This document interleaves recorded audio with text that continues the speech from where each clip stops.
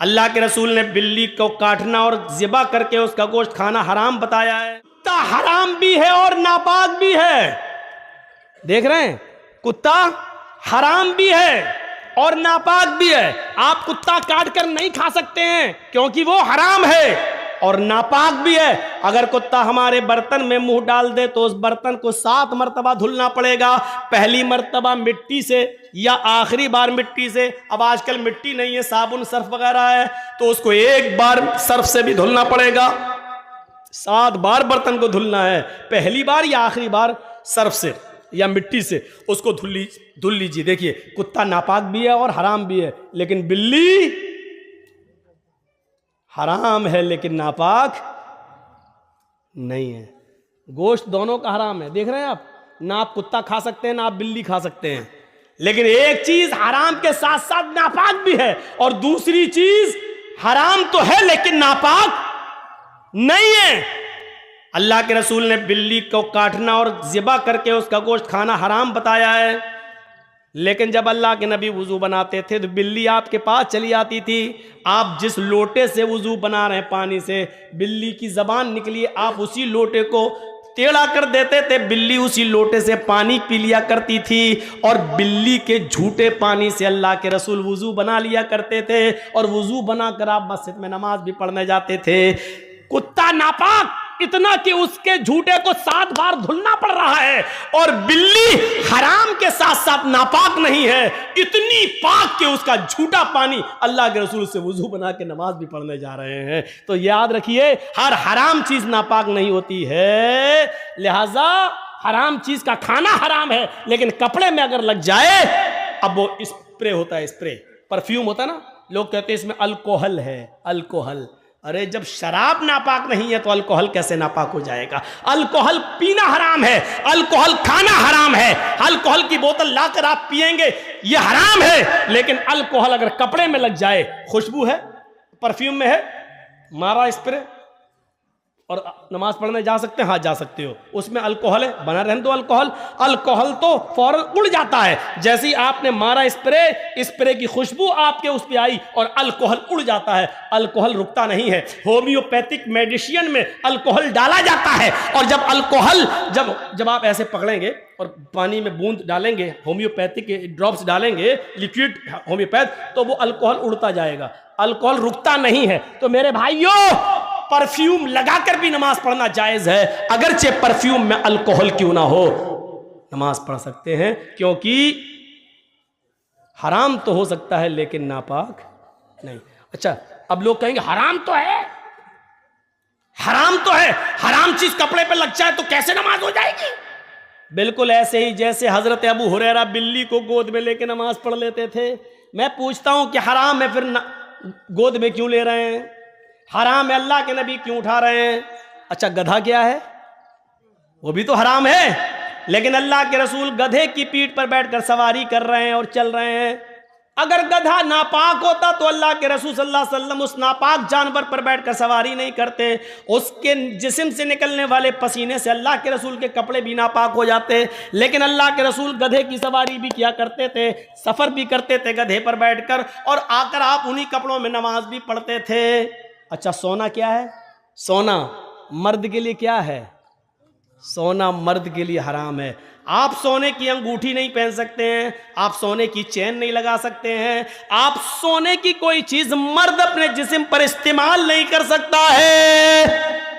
लेकिन अगर वो अपनी बीवी के लिए सोने की चेन बनवा के जा रहा है, सोने की चूड़ी लेकर जा रहा है, लेकिन अजान का वक्त हो जाता है, वो मस्जिद में जा रहा है, वो सोना जो मर्द के लिए हराम है, लेकिन सोने की अंगूठी, सोने की चेन उसकी जेब में पड़ी हुई है, उसकी नमाज हो जाएगी, इसलिए कि सोना हराम है मर्द के लिए लेकिन नापाक नहीं है। इतना याद रखिए कि कुछ चीज़ें नापाक तो हैं लेकिन कुछ चीज़ें हराम तो है लेकिन नापाक नहीं। कुछ चीज़ें हराम हैं तो उसके साथ नापाक भी है, जैसे कुत्ता हराम है और नापाक भी है। हम कुत्ते को गोद में उठा नहीं सकते, अगर उठा लिया तो हमें कपड़े धुलना पड़ेंगे। अगर सूखा कुत्ता भी ड्राई कुत्ता भी, सूखा कुत्ता भी अगर हमसे छुल गया तो हमें उतना हिस्सा धोना पड़ेगा, क्योंकि कुत्ते की खाल मोटी होती है और उसके जिस्म से निकलने वाला पसीना भी नापाक होता है। लिहाजा ड्राई कुत्ता, सूखा कुत्ता भी अगर हमसे छुल जाता है तो हमें उतना हिस्सा धुलना पड़ेगा। और बिल्ली चाहे कितनी ही हमसे रगड़े छुले, हमारी गोद में आके बैठ जाए, हमें कपड़े धुलने की ज़रूरत नहीं है। ये छोटे छोटे मसलों को आप याद रखिएगा। अब मैं थोड़ा सा आगे बढ़ता हूँ तो वज़ू के बाद नफिल नमाज पढ़ लेना भी जन्नत में ले जाने का सबब है। इज़ा क़ाल अल मुअज़्ज़िन अल्लाहु अकबर अल्लाहु अकबर, जब मुअज़्ज़िन कहे अल्लाहु अकबर अल्लाहु अकबर, फ़क़ूलू अल्लाहु अकबर, तो तुम भी कहो अल्लाहु अकबर। वइज़ा क़ाल अल मुअज़्ज़िन अशहदु अल्ला इलाहा इल्लल्लाह, जब मुअज़्ज़िन कहे अशहदु अल्ला इलाहा इल्लल्लाह, तो तुम भी कहो अशहदु अल्ला इलाहा इल्लल्लाह। जब मुअज़्ज़िन कहे अशहदु अन्ना मुहम्मदर रसूलुल्लाह, तो तुम भी कहो अशहदु अन्ना मुहम्मदर रसूलुल्लाह। जब मुअज़्ज़िन कहे हय्या अलस सलाह फ़क़ूलू ला हौला वला कुव्वता इल्ला बिल्लाह, जब मुअज़्ज़िन कहे हय्या अलस सलाह, तो तुम कहो ला हौला वला कुव्वता इल्ला बिल्लाह। जब मुअज़्ज़िन कहे हय्या अलल फलाह, तो तुम कहो ला हौला वला कुव्वता इल्ला बिल्लाह। जब मुअज़्ज़िन कहे अल्लाहु अकबर, तो तुम भी कहो अल्लाहु अकबर। जब मुअज़्ज़िन कहे ला इलाहा इल्लल्लाह, तो तुम भी कहो ला इलाहा इल्लल्लाह। देखिए, मुअज़्ज़िन अजान दे रहा मस्जिद में, हम चाय पी रहे हैं होटलों पर। अल्लाह के नबी क्या फरमाते हैं? जन्नत में जाना चाहते हो तो ये अमल करो, मुअज़्ज़िन जो कहे वही तुम कहो। सिर्फ हय्या अलस सलाह और हय्या अलल फलाह पर ला हौला वला कुव्वता इल्ला बिल्लाह पढ़ो। और जब वो आज़ान दे चुके, जब उसकी आज़ान ख़त्म हो जाए, तो तुम ये दुआ पढ़ो, अल्लाहुम्मा रब्ब हाज़िहि दावति ताम्मा वस्सलातिल क़ाइमा आति मुहम्मदनिल वसीला वल फज़ीला वबअसु मक़ामम महमूदा अल्लज़ी वअदता। जिसने ये दुआ पढ़ ली, मुअज़्ज़िन के आज़ान देने के बाद जिसने ये दुआ पढ़ी, हुल्लत लहू शिफ़ात यौमल क़यामह, क़यामत के दिन अल्लाह रब्बुल आलमीन की जानिब से इस आदमी के लिए शिफात करना मेरे लिए हलाल हो जाएगा। ये जहन्नम के दरवाजे पर भी खड़ा होगा, मैं इसको जहन्नम के दरवाजे से खींच कर ले आऊंगा। अल्लाह मुझे इस बात की इजाजत देगा कि मैं इसकी शिफात करूं, सिफारिश करूं, और इसको जहन्नम के दरवाजे से भी खींच कर मैं जन्नत में ले जाऊंगा और दाखिल कर दूंगा। यानी इस आदमी के लिए सिफारिश करना मेरे लिए हलाल हो जाएगा। अब आप अंदाजा लगाइए, अजान के कलमात दोहराना है और ये दुआ पढ़ना है, और हमारे लिए अल्लाह के रसूल सिफारिश करने के लिए तैयार हैं। ये जन्नत में जाने का एक रास्ता है। एक सहाबी अल्लाह के नबी के पास आए। अब तो इतनी चीजें हो गई कि हम किसी को खड़ा करके पूछे कि कितनी है तो कोई नहीं बता पाएगा। अब तो हमें भी सोचना पड़ेगा हम कितनी बता चुके हैं। एक सहाबी अल्लाह के नबी के पास आए, कहा दुल्लनी अला अमलिन इज़ा अमिलतुहु दखलतुल जन्नह। एक ऐसा अमल बता दीजिए कि जिसको मैं करूं और करते ही जन्नत में दाखिल हो जाऊं। अल्लाह के रसूल, ऐसा अमल बताओ जिसको मैं करूं और जन्नत में दाखिल हो जाऊं। तो अल्लाह के नबी ने उसको क्या फरमाया? ताबुदुल्लाह, एक अल्लाह की इबादत कर, तुकीमस सलातल मफरूज़ा, फर्ज नमाज की, तुकीमस सलातल मकतूबा, फर्ज नमाज की हिफाजत कर, उसको पढ़, वतूतियज ज़कातल मकतूबा, और जो ज़कात तेरे ऊपर लिख दी गई है तू उस ज़कात की अदायगी कर, वतसूम रमज़ान, रमज़ान के पूरे महीने के रोजे रख, तहुज्जल बैत, और हज कर, खाने काबा की ज़ियारत कर, हज कर, तदखुलुल जन्नह, तू जन्नत के अंदर दाखिल हो जाएगा। लीजिए कितना आसान रास्ता बता दिया अल्लाह के नबी सल्लल्लाहु अलैहि वसल्लम ने। ये जन्नत में जाने वाला रास्ता है, और जन्नत में जाने वाले रास्ते अल्लाह के नबी बतला रहे हैं। आइए, ये हमारी माँ बहनें आई हैं, इनको भी जन्नत में जाने का एक रास्ता बता दूं। बैठ जाओ भाई, मत उठो सामने से। एक भी रास्ता निकल गया तो क्या करोगे? सुनिए बहुत अच्छा, मां बहनें आई हैं, सुन लो। अय्युम अमरातिन इज़ा सल्लत खम्सहा वसामत शहरहा व अहसनत फरजहा व अतात बालहा फलतदखुल मिन अब्वाबिल जन्नति शात। ये चारों चीजें औरतों के लिए बताई जा रही हैं। जो औरत पांचों वक्त की नमाज पढ़ ले, पाबंदी के साथ पांचों वक्त की नमाज पढ़ती हो, वह सामत शहरा, रमजान के पूरे महीने के रोजे रखती हो, वह अहसनत फरजा, अपनी शर्मगाह की हिफाजत करती हो, बेहुदा कपड़े न पहनती हो, कपड़े लूज हो, ढीले ढाले हो, चुस्त न हो, उसके जिस्म का बना और कसावट दिखाई न देती हो,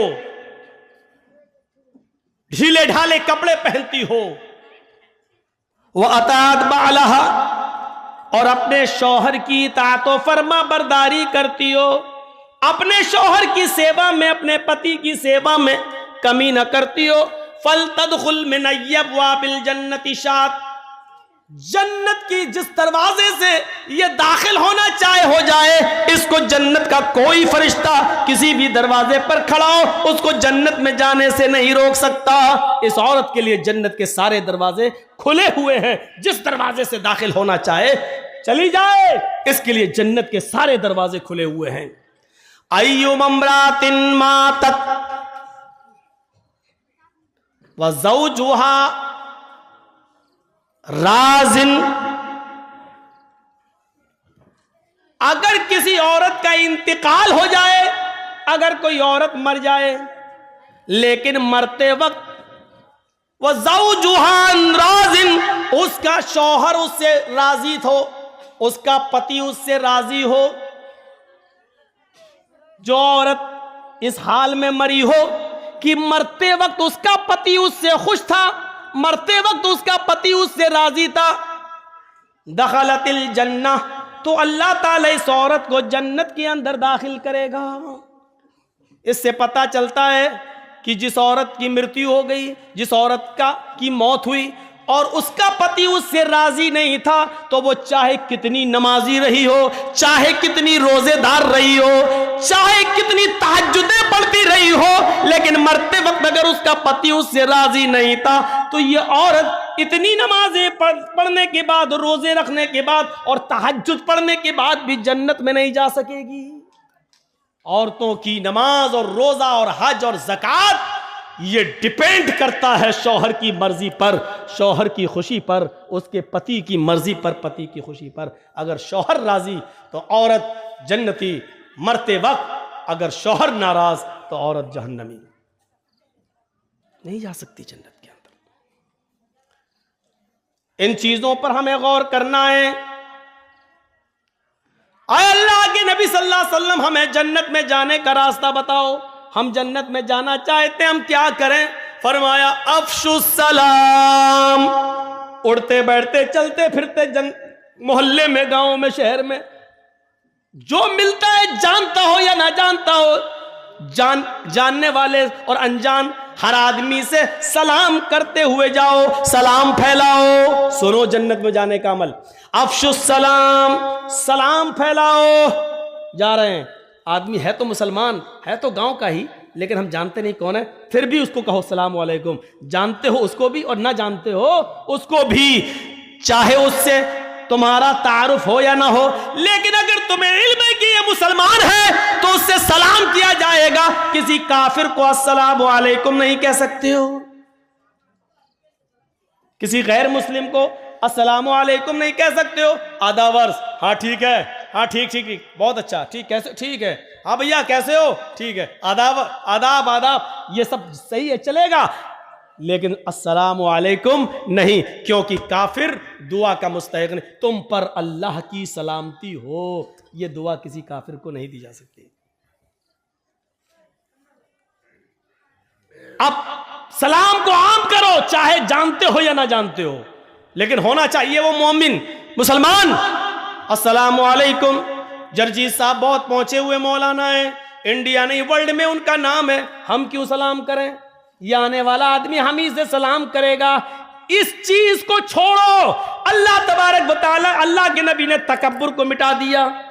जानने अनजाने वाले सबको तुम सलाम करो। हाँ, इतना जरूर है, छोटा बड़े को सलाम करे।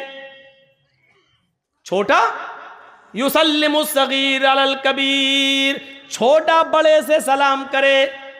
अब छोटे आदमी को अकल नहीं है, नहीं बड़ा सलाम करा तो बड़ा भी सलाम कर सकता है। अल्लाह के रसूल तो बच्चों से भी सलाम करते थे। तो पहली चीज सलाम के उसूल समझ लो। हमेशा छोटा आदमी बड़े को सलाम करेगा, लेकिन अगर छोटा सलाम नहीं कर रहा है तो बड़ा सलाम करने में पहल कर सकता है, कोई हर्ज की बात नहीं। छोटा बड़े को सलाम करेगा, पैदल चलने वाला और एक आदमी वहां से मोटरसाइकिल से या साइकिल से आ रहा है तो अर्राकिब युसल्लिम अलल माशी, तो जो सवारी पर आ रहा है, सवारी पर चलने वाला पैदल चलने वाले से सलाम करेगा। अदब देखिए, घमंड तोड़ा अल्लाह तबारक, अल्लाह के रसूल ने। पैदल चलने वाले को मामूली मत समझो, तुम सवारी पे आ रहे हो, तुम सलाम करो पैदल चलने वाले से। बड़ी गाड़ी वाला छोटी गाड़ी वाले से सलाम करेगा। हम जर्जी साहब यहां बाइक से जा रहे हैं और उधर कोई फोर व्हीलर से आ रहा है तो फोर व्हीलर वाला सलाम करेगा मोटरसाइकिल पर चलने वाले को। छोटा बड़े को सलाम करेगा, सवार पैदल को सलाम करेगा। हाँ, अगर जानते हो कि इस आदमी से सलाम की उम्मीद नहीं है तो पैदल चलने वाला भी सवार आदमी से सलाम कर ले। अगर जानता है बड़ा आदमी है तो सलाम करेगा नहीं, चलो हम ही सलाम कर लें, ऐसी सूरत में कर लो, कोई दिक्कत की बात नहीं है। लेकिन उसूल और ज़ाब्ता यही है कि छोटा बड़े को सलाम करे, सवार पैदल को सलाम करे। फरमाया अफ़शुस सलाम, सलाम को आम करो, वातिमुत ताम, हर भूखे को खाना खिलाओ, चाहे वो तुम्हारे दरवाजे पर मांगने आया हो या कुछ लोग ऐसे हैं जो भूखे हैं लेकिन शर्म की वजह से तुमसे मांग नहीं पा रहे हैं। उनका पता लगाओ कि वो कौन है, उनको ढूंढो और पता लगाओ इन्होंने खाना खाया या नहीं, उनको अपने घर पे लाओ। तो शर्म लग रही है, आपको मालूम है कि वो लोग बड़े खुददार हैं, मांगेंगे नहीं लेकिन भूखे हैं, तो अपने घर से खाना ले जाकर उनके घर ले जाकर पहुंचाओ। अतिमुत ताम, भूखों को खाना खिलाओ। वसलुल अरहाम, रिश्तेदारियों को जोड़ो। आपको मालूम है ये मेरी खाला है, ये भांजा है, भांजा खाला से नाराज है, ये दोनों सगी बहनें आपस में नाराज हैं, ये फला गली का लड़का या फला हमारी गली के लड़के से नाराज है। ये रिश्तेदारियों में फर्क है। वसलुल अरहाम, तो तुम रिश्तेदारियों को जोड़ो, आपस में एक दूसरे के ताल्लुक को कायम करो। अल्लाह के नबी ने क्या जन्नत में जाने के उसूल और ज़ाब्ते बताए। अफ़शुस सलाम, सलाम फैलाओ, सलाम को आम करो। व अतिमुत ताम, खाना खिलाओ भूखों को, चाहे वो मांगने वाले हो या बेचारे मारे शर्म के मांग न पा रहे हो, उनको खाना खिलाओ। वसलुल अरहाम, रिश्तेदारियों को जोड़ो। जो भी एक दूसरे से कटा हुआ है, ये समाज और समाज के सरदार की ड्यूटी है, समाज के जिम्मेदार की ड्यूटी है कि वो उनके आपस में झगड़े को खत्म करके उनको मिलाए। और चौथी चीज बताई, वक़ूमू बिल्लैली वन्नासु नियाम, लोगों जब सारी दुनिया ख्वाबे खरगोश में सो रही हो, जब सब खर्राटे लेकर मीठी मीठी नींद के मजे ले रहे हो और सब अपनी सख्त सर्दियों की रातों में अपने मुंह पर कंबल ढांक कर सो रहे हो, ऐसी ठंडी रात में उठकर वुजू बनाकर अपने घर के कोने में मुसल्ला बिछाकर अल्लाह की इबादत करो, क़याम करो, रात को जागो, नमाज पढ़ो, तहज्जुद पढ़ो और कुरान की तिलावत करो। वक़ूमू बिल्लैल, रात के किसी हिस्से में उठो, वन्नासु नियाम, उस वक्त जब लोग सो रहे हो, जब सारी दुनिया नींद के मीठी नींद के मजे ले रही हो, उस वक्त अपने रब को मनाओ, उसके सामने तौबा करो, इस्तिग़फ़ार करो, उठो नमाज पढ़ो, उठो इबादत करो, हाथ उठाओ, तौबा करो, इस्तिग़फ़ार करो, मग़फ़िरत मांगो, अपने आंखों से आंसुओं को गिराओ और रो रो कर अपने रब को मनाओ, रो रो कर अपने रब से तौबा करो। तुम ये चार काम अगर कर लोगे, अफ़शुस सलाम, फिर से सुनो, सलाम फैलाओ, वातिमुत ताम, भूखे को खाना खिलाओ, रिश्तेदारियों को जोड़ो, और रात के तारीख हिस्से में जब पूरी दुनिया सो रही हो तो अकेले उठो और अल्लाह को याद करो, रो और गिड़गिड़ाओ। रात की तारीकी में कौन उठता है? रात में वही उठेगा जिसको घमंड नहीं होगा, क्योंकि वो जानता है सारी दुनिया सो रही है, उसके अंदर दिखावा नहीं होगा। मौलाना जर्जीस रात की तारीकी में मस्जिद में आके नमाज पढ़ें तो दिखावा हो सकता है कि लोगों को दिखाने जा रहे हैं कि देखो हम रात में तहज्जुद पढ़ते हैं, लेकिन घर के अंदर जब सारे लोग पूरा मोहल्ला सो रहा है, लेकिन घर जन्नत में जब झांक कर देखा तो मुझे अक्सर फकीर, गरीब, बेबस, मजबूर लोग नजर आए। जन्नत के अंदर गरीबों की तादाद हमने ज्यादा देखी, अमीरों की तादाद हमने कम देखी। अब दूसरा टुकड़ा, वत्तला तो फिन्नार, हमने जहन्नम में जब झांक कर देखा, अभी तो जन्नत हो गई। अल्लाह के नबी फरमाते वत्तला तो फिन्नार, जब हमने जहन्नम में झांक कर देखा, फराई तो अक्सर अहलिहान निसा, तो जहन्नम में जलने वालियों में मैंने सबसे ज्यादा औरतों को देखा। जहन्नम में सबसे ज्यादा मैंने औरतों की तादाद देखी। जलसों में भी मेला देखने आओगी तो क्या होगा?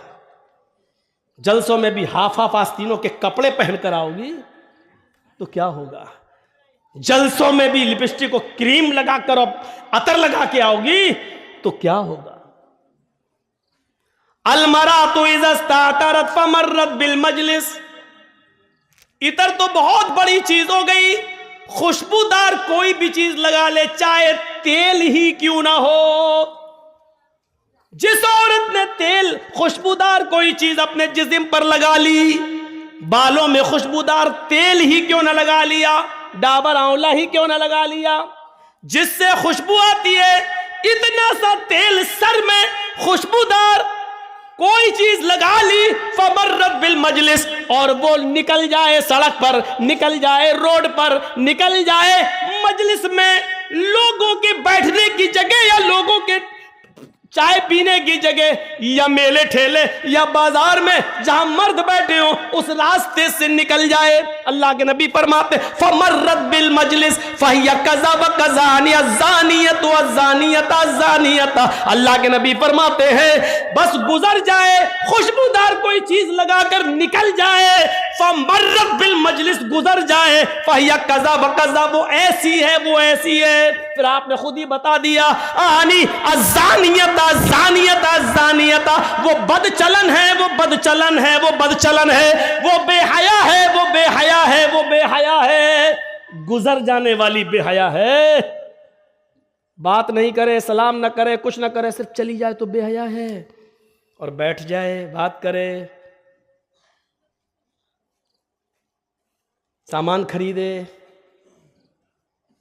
लड़कों से भी बात करे, वो कौन हुई? चलो ये आपके सोचने के लिए छोड़ देता हूं। हम बोलेंगे तो आप शायद कल हमें बैठने भी दो, इतना बुरा बोलता है हमारी माँ बहन बेटियों को, हम नहीं बोलेंगे। आप सोचो, जब गुजरने वाली ये हो गई तो बात करने वाली, चोंच चलाने वाली, लड़कों के साथ घूमने वाली कौन हुई? और मैंने बताया था शायद मौजमपुर के अभी जलसे के अंदर कि भाभी अपने सगे देवर के साथ भी उसकी बाइक पर बैठकर कलियाचक नहीं जा सकती है, और साली अपने बहनोई के साथ उसकी बाइक पर बैठकर स्कूल नहीं जा सकती है। कहां पड़े हो आप? कहां हो? हम अपने घर में हैं, हमारी बीवी घर में है, और अचानक हमारी साली आ जाती है। हम अपनी बीवी के साथ बैठ के खाना खा रहे हैं, बीवी ने बहन को बुला लिया, आओ तुम भी बैठ जाओ खाना खा लो। जर्जीस साहब अपनी बीवी की मौजूदगी में भी साली के साथ खाना नहीं खा सकते हैं, और उस साली को इजाजत नहीं कि अपनी बहन की मौजूदगी में भी वो मेरे साथ खाना खाए। कहां पड़े हो? बीवी की इजाजत है फिर भी जायज नहीं है, बीवी मौजूद है फिर भी साली बीवी की, बहन की मौजूदगी में बहनोई के साथ खाना नहीं खा सकती है। यहां तो बाइकों पे घूम रही है मालदार कलिया चाय। शर्म हमें मगर नहीं आती। साहब हिजाब हिजाब हिजाब क्या है? अरे ये तो पॉलिटिकल मुद्दा है, 10 मार्च के बाद सब बंद हो जाएगा। ये पॉलिटिकल मुद्दे नहीं है, ये हमारे इस्लाम का एक हिस्सा है। अय अली, जब मेरा इंतकाल हो जाए तो मुझे दिन के उजाले में दफनाने मत जाना, ज़ुहर के बाद मेरी मिट्टी मत करना, असर बाद मेरी मिट्टी मत करना, मगरिब के बाद मेरी मिट्टी मत करना, ईशा की नमाज के बाद जब काफी अंधेरा हो जाए तब मुझे कब्रिस्तान में ले जाना, तब मुझे दफन करना। ये कौन कह रहा है? फातिमा कह रही है। किससे कह रही है? अपने पति से, अली से। आए अली, मैं नहीं चाहती कि मेरे मुर्दा जिस्म पर पड़े हुए कफन पर भी किसी गैर मर्द की नजर पड़े। मुर्दा जिस्म पर पड़े हुए कफन पर भी गौर से सुनो, मेरी बहनों गौर से सुनो, मेरी बेटियों गौर से सुनो, मेरी माँ गौर से सुनो, मेरे मरे हुए, मेरे मुर्दा जिस्म पर पड़े हुए कफन पर भी किसी गैर मर्द की नजर पड़े, मैं ये भी नहीं चाहती। एक तरफ तो मुर्दा मरने के बाद वैसे ही सारे अहकाम खत्म, मुर्दा जिस्म पर कफन, उस कफन की क्वालिटी और कलर सफेद और वाइट रंग का, लेकिन मैं नहीं चाहती हूं कि कफन से लिपट जाऊं तब जब मेरा चेहरा भी छिपा हुआ हो और मुझे ले जाया जा रहा हो तो चेहरा तो छिपा है, पैर हाथ सब छिपे, फिर भी कफन तो नजर आ रहा है। मैं नहीं चाहती कि मेरे मुर्दा जिस्म पर पड़े हुए कफन पर भी नजर किसी मर्द की नजर पड़े। मोहम्मद रसूलुल्लाह की बेटी ये कह रही है, फातिमा ये कह रही है, जब रात का अंधेरा हो जाए, इतनी रात हो जाए कि सफेद रंग का कफन भी रात की तारीकी में दिखाई न दे, तब मुझे रात के अंधेरे में कब्रिस्तान ले जाना और आप मुझे कब्र के अंदर उतारना, आप सबसे पहले मुझे मिट्टी देना। मेरे प्यारे साथियों, गौर करो, ये मसले को एक तूफान बनाया जा सकता है कि शौहर बीवी को गुस्ल दे सकती है या नहीं, बीवी मरने के बाद शौहर को गुस्ल दे सकती है या नहीं, लेकिन फातिमा कह रही है, आए अली, मेरे इंतकाल के बाद आप मेरे बदन को हाथ लगाएंगे, आप मुझे गुस्ल देंगे, मैं आपके हाथ से नहाना पसंद करूंगी, मुझे आप गुस्ल दीजिएगा। हजरत अबू बकर सिद्दीक की जब बीवी का इंतकाल होता है, अबू बकर सिद्दीक का जब इंतकाल होता है तो अबू बकर सिद्दीक को उनकी बीवी ने गुस्ल दिया। अबू बकर सिद्दीक का जब इंतकाल होता है तो उनको उनकी बीवी ने गुस्ल दिया, और फातिमा का जब इंतकाल होता है तो उनको उनके शौहर हजरत अली ने गुस्ल दिया। ये झमेले अपने अपने मसलकों के एतबार से किए जा सकते हैं कि गुस्ल देना जायज है कि नाजायज है, लेकिन अगर नाजायज होता तो अबू बकर को उनकी बीवी गुस्ल न देती और हजरत अली फातिमा रज़ी अल्लाह तआला अन्हा को गुस्ल न देते। मेरे भाइयों, ये पर्दा है, इस पर्दे को आप लाइए और नाफिज कीजिए, तब जाकर हिजाब के खिलाफ एहतिजाज करो तो अच्छा भी लगता है यार, अच्छा भी लगता है। हमारी बेटियां तो बेपर्दा घूम रही हैं, हम एहतिजाज कर रहे हैं और हिजाब के फेवर में बोल रहे हैं, शर्म आनी चाहिए, शर्म आनी चाहिए। ऐसे ही वो छोटे छोटे बच्चे 2 साल 3 साल 5 साल के या पैदा होते ही जो मर गए, माँ बाप को बड़ा दुख होता है। ओह, 4 लड़कियों के बाद एक बेटा मिला और वो भी 2 साल की उम्र में चला गया, 3 साल की उम्र में चला गया, 4 साल की उम्र में चला गया।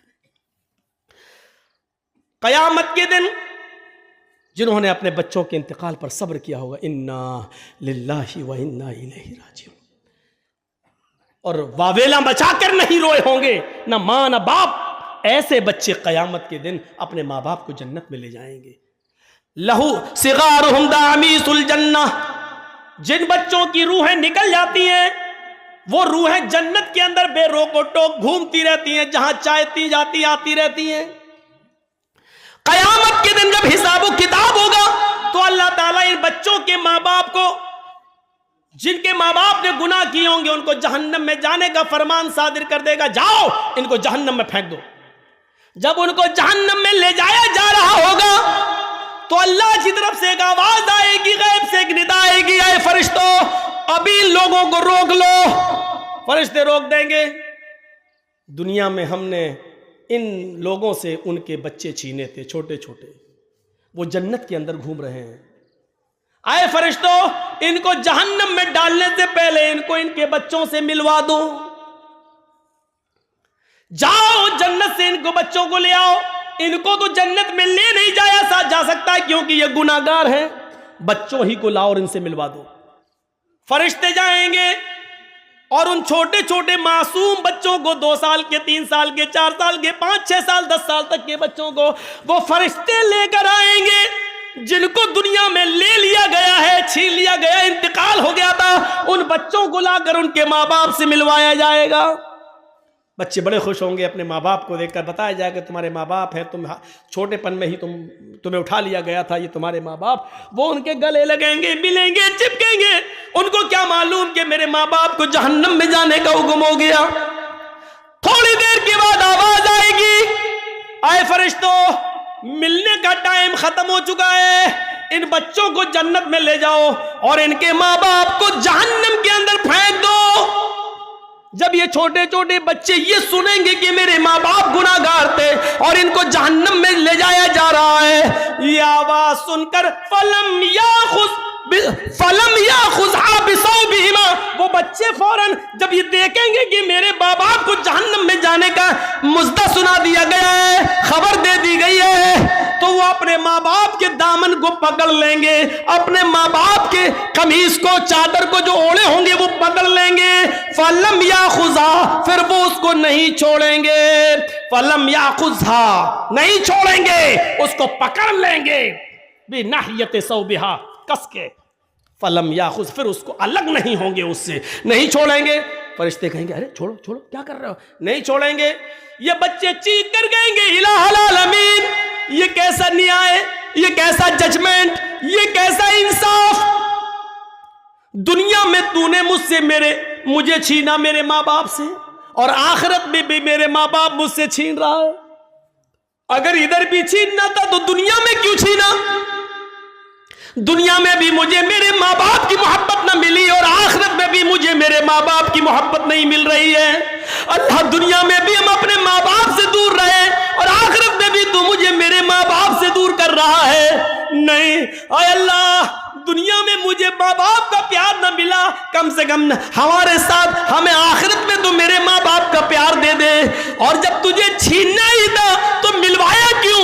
ये थोड़ी देर की मुलाकात ने मोहब्बत का एक समंदर हमारे दिलों में पैदा कर दिया है। आय अल्लाह, मैं अपने माँ बाप के दामन को नहीं छोड़ूंगा। अल्लाह रब्बुल आलमीन की गैरत जोश में आएगी, पुकार कर कहेगा ए फरिश्तों, मैंने इन मासूम बच्चों की आरज़ू पूरी कर दी, मैंने इनकी तमन्ना पूरी कर दी, मैंने इनकी ख्वाहिश पूरी कर दी। जाओ, आए छोटे छोटे बच्चों, अपने माँ बाप की उंगली पकड़ो और उनको जन्नत के अंदर ले जाओ। जाओ, मैंने तुम्हारी वजह से तुम्हारे माँ बाप को माफ कर दिया है, इनकी मग़फ़िरत कर दी है। जाओ, आए बच्चों, इनकी उंगली पकड़ो और तुम खुद अपने माँ बाप को जन्नत में ले जाओ। ये सुनते ही वो बच्चे अपने माँ बाप से चिपक जाएंगे और वो बच्चे अपने माँ बाप को पकड़कर उनकी उंगली उनको जन्नत के अंदर ले जाएंगे। तो छोटे छोटे बच्चे अपने माँ बाप को जन्नत में ले जाने का जरिया हैं, अगर उनका इंतकाल हो जाए और माँ बाप ने उनके इंतकाल पर सब्र किया हो तो।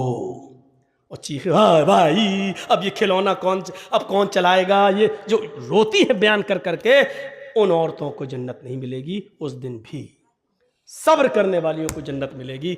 मैंने आपका टाइम 2 घंटे से ज़्यादा ले लिया है। मेरे भाइयों, हम अल्लाह से दुआ करते हैं कि बारे अल्लाह जन्नत में ले जाने वाले जो अमाल हैं वो हमें करने की तौफीक अता फरमा, हमारे लिए जन्नत में जाने का रास्ता आसान बना दे। बारे अल्लाह, जब तक तो हमें ज़िंदा रख, इस्लाम पर ज़िंदा रखना, और जब हमारा ख़ात्मा हो तो ईमान पर हमारा ख़ात्मा फरमाना। वमा अलैना इल्लल बलागुल मुबीन व आखिरु दावाना अनिल हम्दुलिल्लाहि रब्बिल आलमीन। अस्सलामु अलैकुम व रहमतुल्लाहि व बरकातुहू।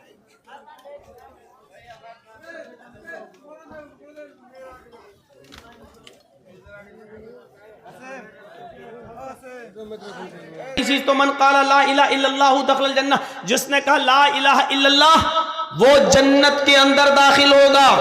और उसमें एक चीज ये भी है कि जिसका इंतकाल इस हाल में हुआ कि उसकी जबान से आखिरी जुमला ला इलाहा इल्लल्लाह निकला, आखिरी जुमला जिसकी जबान से ये निकला ला इलाहा इल्लल्लाह, वो कहां जाएगा? वो जन्नत के अंदर जाएगा। तीसरी चीज, ला इलाहा इल्लल्लाह ये जन्नत की चाबी है। और उसके दंदाने क्या हैं? नमाज, रोजा, हज और ज़कात। सिर्फ चाबी से ताला नहीं खुलेगा जब तक कि उस चाबी के अंदर गटर और दंदाने नहीं होंगे। ये तीन चीजें आपके सामने बता दी हैं, चौथी चीज भी इसमें शामिल कर लो। मम्मात ला युशरिकु बिल्लाहि शैअन दखलल जन्नह, जिसकी मौत इस हाल में हुई कि वो अल्लाह के साथ किसी को शरीक नहीं करता था, वो भी जन्नत में जाएगा। यानी जो तौहीद पर मरा, शिर्क की हालत में जो नहीं मरा, वो कहाँ जाएगा? जन्नत में। अब शिर्क क्या है, ये मुस्तकिल एक मौजू है, लंबा चौड़ा एक टॉपिक है।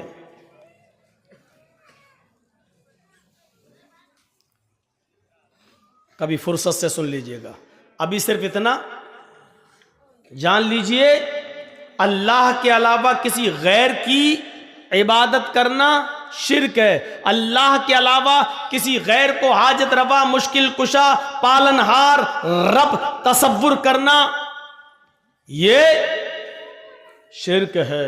अल्लाह के अलावा किसी और के सामने अपना दामन फैलाना और मांगना ये शिर्क है। तो मम्मा तला युशरिकु बिल्लाहि शैअन दखलल जन्नह, जिसकी मौत इस हाल में हुई कि वो अल्लाह के साथ किसी को शरीक नहीं करता था, कहाँ जाएगा? वो जन्नत के अंदर दाखिल होगा। एक बार अल्लाह के रसूल ऐसे ही मस्जिद में बैठे थे और सहाबा मौजूद थे, तो अल्लाह के नबी सल्लल्लाहु अलैहि वसल्लम ने उन सहाबा से फरमाया कि अब से लेकर क़यामत तक जितने लोग पैदा होंगे और ईमान लाएंगे, इन लोगों में 70,000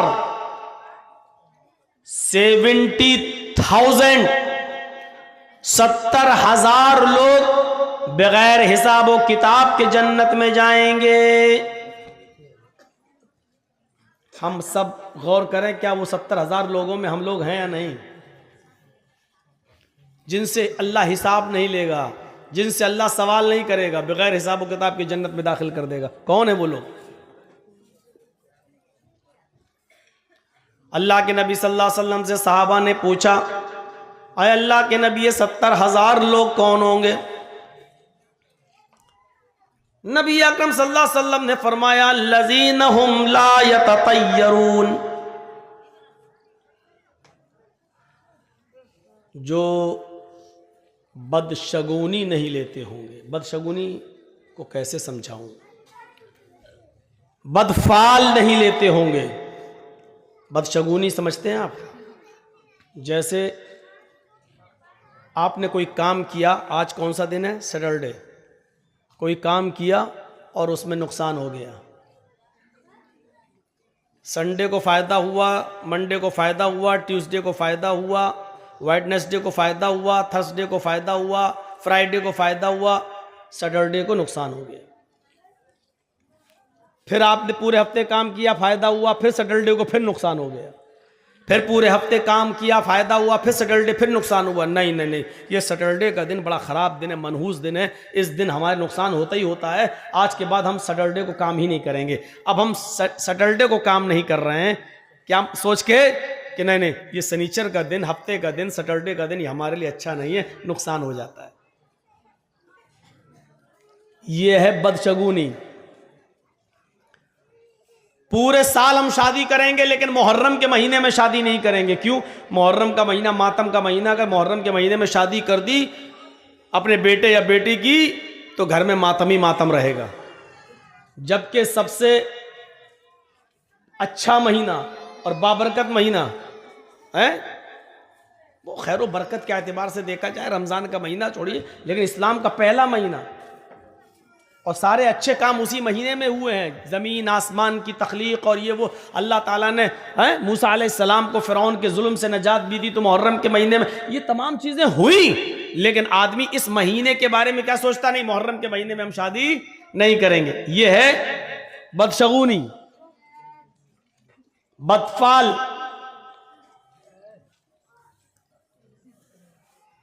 गाड़ी चल रही है स्पीड में, अचानक बिल्ली रास्ते से गुजर गई, रोक दी गाड़ी। क्या हुआ? नहीं नहीं, बिल्ली ने रास्ता काट दिया।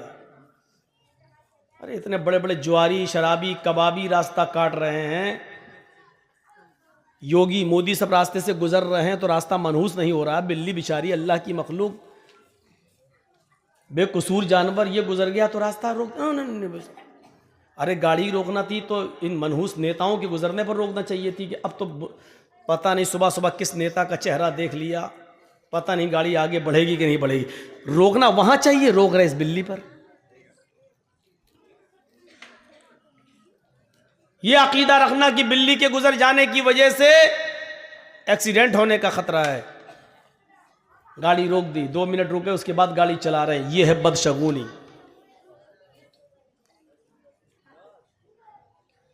हाजी साहब हज करने जा रहे थे, रास्ते से वापस लौट आए। बीवी ने पूछा क्या हुआ, तो बिल्ली रास्ते से गुजर गई, अब हज नहीं होगा, लौट आए। यह है बदशगुनी। अरब के लोग जब कोई कारोबार करते थे, कोई बिजनेस करना चाहते थे, तो एक चिड़िया पकड़ के उड़ाते थे। ऐसे चिड़िया पकड़ी और ऐसे छोड़ दिया, अगर वो दाहिनी तरफ गई, राइट साइड गई, तो कहते थे हमारा काम बन जाएगा, अच्छा बिजनेस होगा, कारोबार अच्छा होगा। और अगर वो बाएं तरफ भागी तो वो काम नहीं करते थे। नहीं नहीं नहीं नहीं नहीं, ये चिड़िया उल्टी तरफ बाएं तरफ गई है, अब तो हमारा कारोबार फेल हो, नहीं नहीं नहीं, हम नहीं करेंगे बिजनेस, इस चिड़िया ने बता दिया कि हमें नुकसान हो। यह है बदशगुनी, यह है बदशगुनी।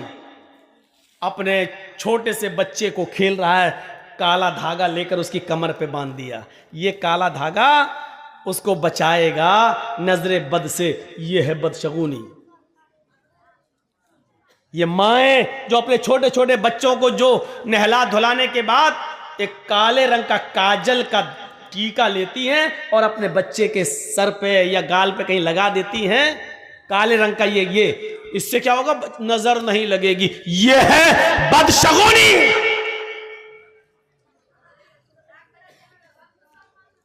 माफ कीजिएगा, सिर्फ इतना सा काला टीका लगा देने से तुम ये समझती हो कि मेरे बच्चे पे नजर नहीं लगेगी। अरे इतना सा काला टीका क्या, पूरा चेहरा भी अगर तू काला कर देगी तब भी ये काला रंग उसका कुछ नहीं कर सकता है। अपने बच्चे को नजरे बद से बचाना है तो सिर्फ ये दुआ पढ़ो, अल्हम्दुलिल्लाहि रब्बिल आलमीन से वलज़्ज़ालीन आमीन, और उसके बाद में कुल औज़ु बिरब्बिल फलक और कुल औज़ु बिरब्बिन नास, ये पढ़कर अपने बच्चों पर दम करो 3 मरतबा सुबह और 3 मरतबा शाम। आपके बच्चे पर नजर नहीं लगेगी। ये काले टीके बंद करो।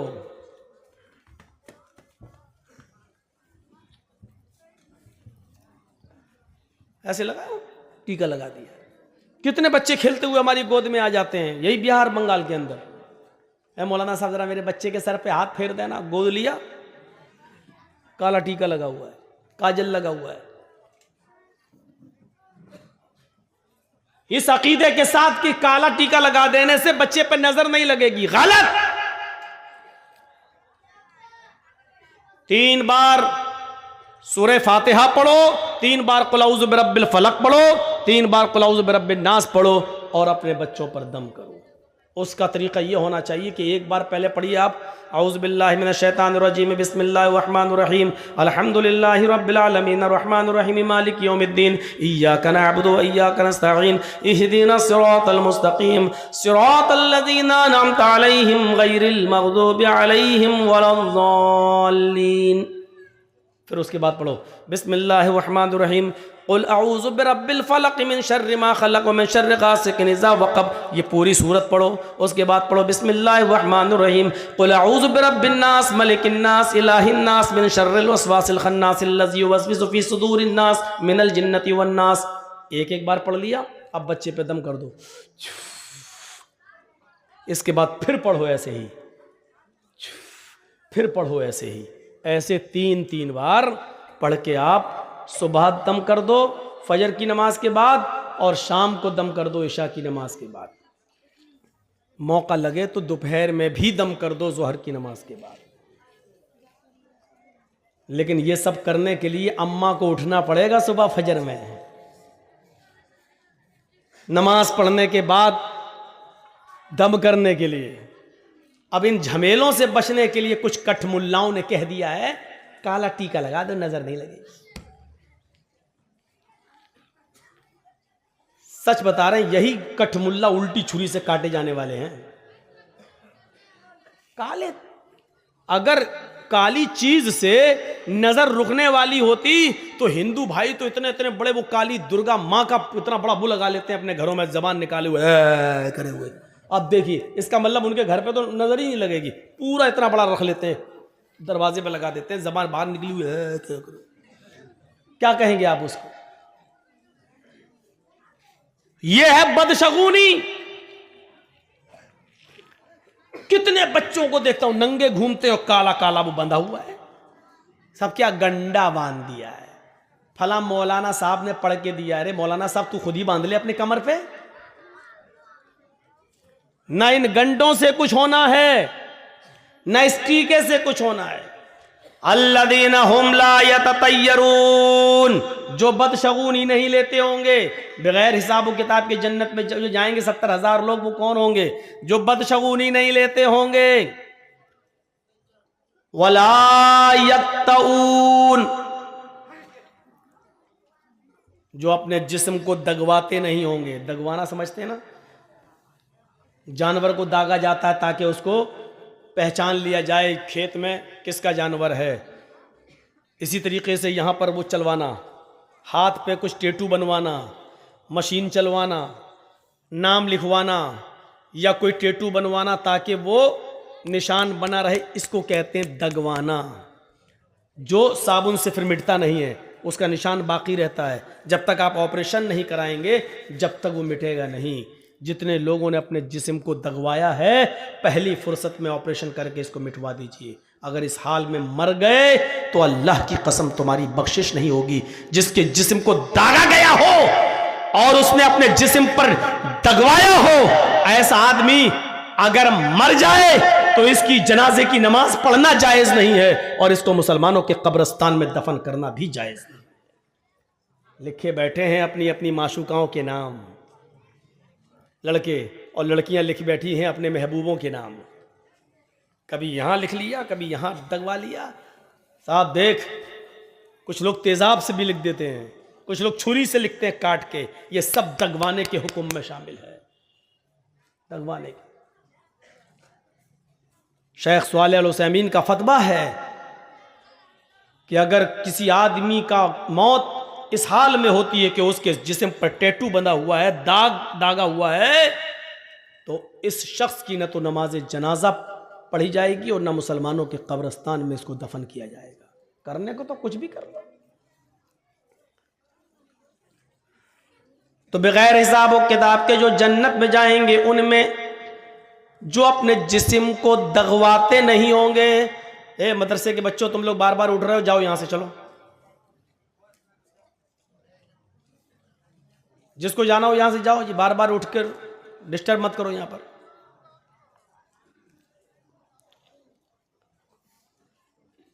अल्लदीना हुम ला यततय्यरून वला यक्तऊन, और जो अपने जिस्म को दगवाते नहीं होंगे। और तीसरी चीज सुन लीजिए, जो बगैर हिसाब किताब के जो लोग जन्नत में जाएंगे, उनमें तीसरी चीज क्या है? सही बुखारी की हदीस, अल्लाह के नबी फरमाते वला यस्तरकून, जो झाड़ फूक नहीं करते होंगे। बहुत साफ लफ्ज मौजूद है, कोई तशरीह करने की जरूरत नहीं है।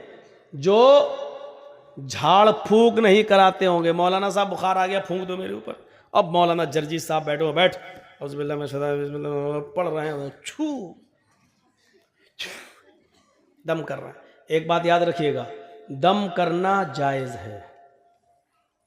मसला याद रखिएगा, किसी बीमार आदमी पर सूरह फातिहा पढ़ना, मुअव्वज़तैन पढ़कर दम करना, अल्लाहुम्मा शफ़ी अंत शाफ़ी ला शिफ़ा इल्ला शिफ़ाउ का शिफ़ा अल्ला युगादिरु सक़मन, ये दुआ पढ़कर दम करना जायज़ है। आप इसको नाजायज़ नहीं कह सकते। कुरान की आयतें पढ़कर, सही हदीसें पढ़कर, जो आयात शिफ़ा और आयात दुआ है उसको पढ़कर दम करना जायज़ है। लेकिन अगर कोई बीमार आदमी ये भी ना कराए और अल्लाह पर भरोसा करके छोड़ दे कि नहीं उसी ने बीमार किया है, वही हमें ठीक करेगा, अगर उसकी मर्जी होगी तो, हम क्यों जाएं किसी मुल्ला मौलवी के पास झाड़ फूक कराने? अगर वो अल्लाह पर तवक्कुल करके छोड़ देता है तो ये और ज्यादा बेहतर है। इसी को अल्लाह के नबी ने फरमाया, वला यस्तरकून, जो झाड़ फूक नहीं करवाते होंगे। झाड़ फूक की आड़ में असल में बहुत बुरे बुरे काम हो रहे हैं। मर्दों के साथ साथ जवान लड़कियां भी मुल्ला मौलवियों के सामने बैठ जाती हैं कि फूंक दो मेरे ऊपर। हम समझते हैं, हमारा बाप समझता है लड़की का कि चलो कुरान ही तो है, अल्लाह का कलाम है, और फूंकने वाला तो मौलाना है। मौलाना तो फरिश्ता होता है बेचारा, वो इंसान कहां होता है, वो तो फरिश्ता होता है। जिस तरीके से पर्दा 10 साल की उम्र की लड़की को, 10 साल से बड़ी लड़की को जिस वक्त 10 साल की हो जाए उसके बाद लड़की को अपना चेहरा भी छिपाना पड़ेगा, अपने हाथ की हथेलियां भी छुपाना पड़ेंगी, उसको पर्दा करना पड़ेगा। और जिन लोगों से पर्दा करना है उनमें मुल्ला मौलवी भी शामिल हैं।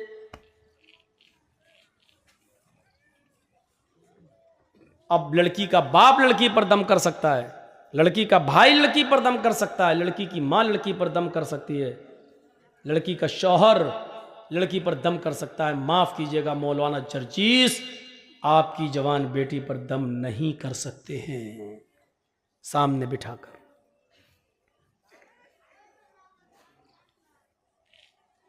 वला यस्तरकून, झाड़ फूक नहीं कराते होंगे। झाड़ फूक अगर कोई शख्स करता है कुरान और हदीस के दायरे में तो जायज है, लेकिन अगर अल्लाह पर भरोसा करके ये भी ना करवाया जाए तो अफजल है, बेहतर है। वला यस्त। और चौथी चीज, वाला रब्बिहिम यतवक्कलून, और जो अपने रब के ऊपर पूरा पूरा भरोसा और तवक्कुल करते होंगे, ये लोग बगैर हिसाब व किताब के जन्नत में जाएंगे। अब जन्नत में जाने वाले कितने लोग हो गए? जिन्होंने कहा ला इलाहा इल्लल्लाह वो जन्नत में जाएंगे। जिन्होंने ला इलाहा इल्लल्लाह के साथ नमाज पढ़ी, रोजा रखा, हज किया, ज़कात दी, यानी चारों काम किए, ये जन्नत में दाखिल होंगे। और तो तीसरी चीज, मन काना फी आखिरी कलाम, मन काना फी आखिर कलाम ही ला इलाहा इल्लल्लाहु दखलल जन्ना, और जिसकी जबान से आखिरी जुमला ला इलाहा इल्लल्लाह निकला वो जन्नत के अंदर दाखिल होगा। जो बदशगुनी नहीं करता होगा वो जन्नत के अंदर दाखिल होगा। बगैर हिसाब व किताब की जाने वालों में ये भी शामिल है। और जो अपने जिस्म को दगवाते नहीं होंगे, और जो झाड़ फूक नहीं कराते होंगे, और जो अपने रब के ऊपर पूरा का पूरा तवक्कुल और भरोसा और एतमाद करते होंगे, अल्लाह के अलावा उनका यह एतमाद किसी और के ऊपर नहीं गया होगा, ये बगैर हिसाब ये जन्नत में जाने वाले लोगों में से होंगे। आइए एक और आसान तरीका बता दूं जन्नत में जाने का, और बहुत आसान है। मा मिनकुम मिन अहदिन,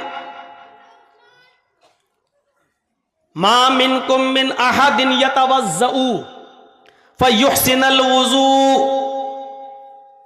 सुम्मा यक़ूल अशहदु अल्ला इलाहा इल्लल्लाह व अशहदु अन्ना मुहम्मदन अब्दुहु व रसूलुहु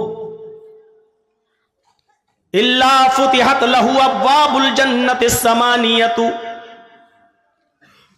तुम में से जिसने वुजू बनाया, लीजिए, तुम में से जिसने वुजू बनाया, फयुहसिनुल वुज़ू, और अच्छी तरीके से वुजू बनाया। एक तो होता वुजू बनाना और एक होता अच्छी तरीके से वुजू बनाना। वुजू बनाना क्या है? जैसे बिहार में एक जगह हम जलसे में गए तो जो टोटियाँ लगी थी मस्जिद में, नल जो लगे हुए थे, वहाँ बैठकर मैं वुजू बना रहा था।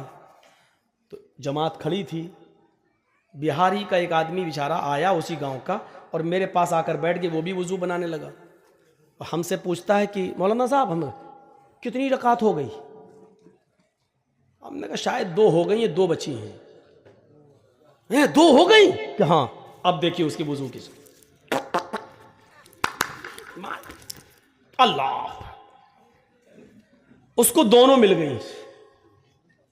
और मैं जब तक वुजू बना के पहुंचा तो मेरी एक और छूट गई।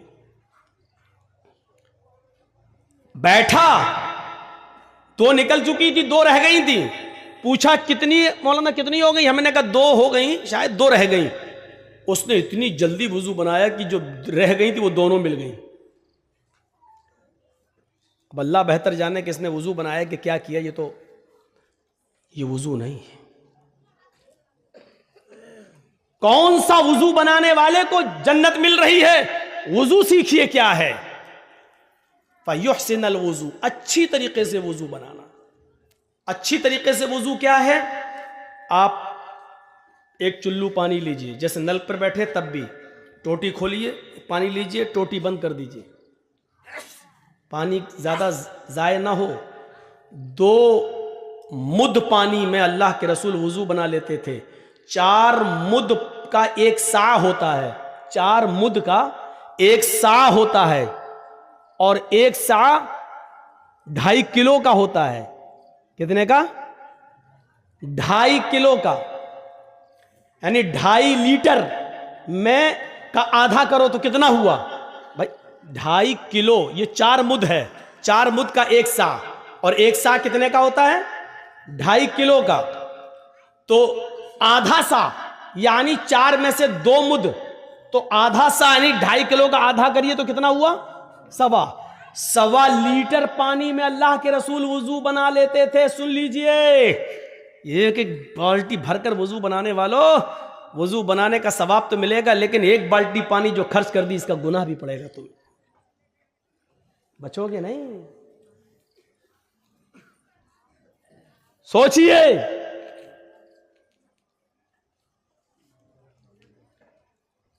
दो सा 2.5 दूनी 5 लीटर की एक कट्टी में अल्लाह के रसूल गुस्ल कर लिया करते थे, पूरा नहा लिया करते थे, और वो भी गुस्ले जनाबत, नापाकी वाला गुस्ल कर लेते थे।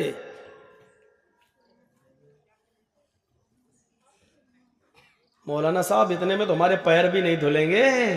गुस्ल खाने में जाते ही पहले हम टोटी खोल के अपना बाथरूम साफ करते हैं, उतना पानी तो हम गुस्ल खाने को साफ करने में लगा देते हैं। एक एक चीज का हिसाब होगा। पानी की कदर उनसे पूछो जिस मुल्कों में पानी बड़ी मुश्किल से मिलता है, उनसे पूछो पानी की कदर, उनसे पूछो। और राजस्थान के इलाके में जहां गर्मी बहुत पड़ती है और रेगिस्तानी इलाका है, उन लोगों से पूछो। पहाड़ी इलाकों पर जहां पानी पहुंचता नहीं है, उनसे पूछो पानी की कदर।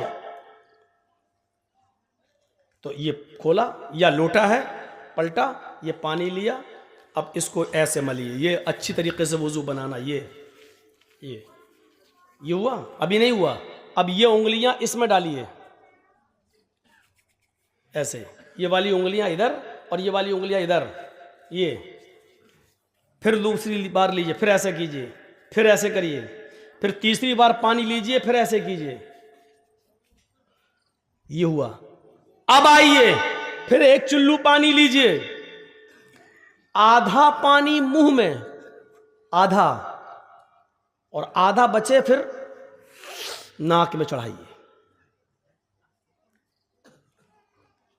जिस हदीस में ये आया 3 बार कुल्ला करो, फिर 3 बार नाक में पानी डालो, बहुत ही मौजरत के साथ कहता हूं यह हदीस ज़ईफ है।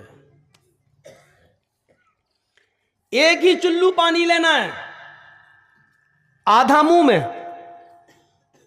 अब शुरू में थोड़ी सी आदत नहीं बनेगी, कभी पूरा ही चला जाएगा मुंह में, क्योंकि अभी यहां तक आदत नहीं है आपकी। आधा मुंह में और आधा नाक में। अब दाहिने हाथ की उंगली से दांतों को रगड़िए ऐसा, और बाएं हाथ के ये अंगूठा और ये वाली उंगली ये नाक में डालिए ऐसे, और उसके बाद नाक से निकालने के बाद जो आधा पानी मुंह में था उसका कुल्ला कीजिए। जो पानी मुंह में उसको नीचे डालिए, और ये अंगूठे से ये बाएं नाक का नथुना पकड़िए, ऐसे दबाइए, और नाक झाड़िए कस के। हम ज्यादा जोर से नहीं करेंगे, नहीं तो पता चला यहां असली की यहीं टपक जाएगा। ऐसे करके झाड़िए, फिर इस उंगली से आप ये पकड़ के दबाइए ऐसे, फिर झाड़िए, और फिर दोनों हाथ से पकड़ के उसको साफ करिए।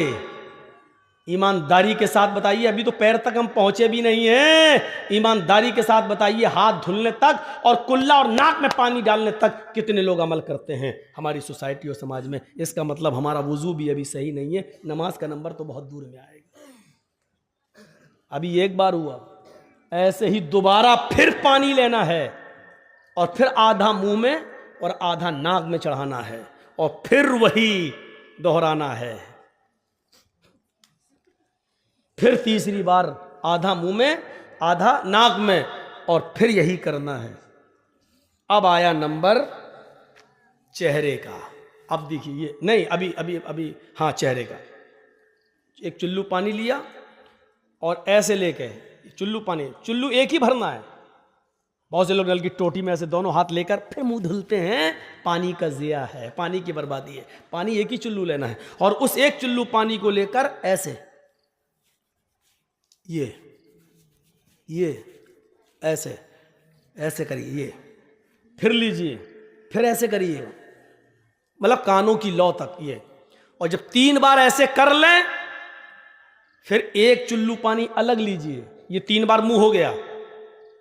अब एक चुल्लू पानी लेकर उसको दोनों हाथों पर ऐसे डाल के ये ऐसे करके, अब ये दाढ़ी में ऐसे, जिसकी दाढ़ी हो वो ऐसे ऐसे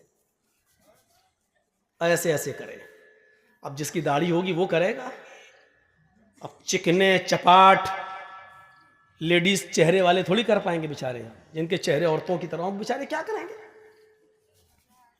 वो बेचारे नहीं लेंगे चुल्लू पानी। दाढ़ी नहीं है तो क्या करेंगे वो? जिसकी दाढ़ी है वो, ये है आपका मुंह। मौलाना साहब तकरीर कहाँ कर रहे हैं? ये मसले सीखना जरूरी है। जलसे बहुत सुन चुके हैं आप, लंबी चौड़ी तकरीरें बहुत सुन चुके हैं आप। 20 साल से तकरीरें करने आ रहा हूं। अगर हमारा वुजू ही सही नहीं है तो 20 साल की मेहनत बेकार हो गई हमारी। जलसे